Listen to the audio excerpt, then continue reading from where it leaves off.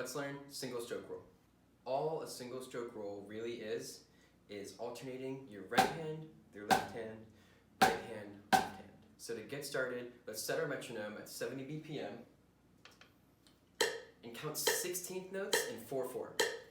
1 E and 2 E and 3 E and 4 E and. Let's take a closer look.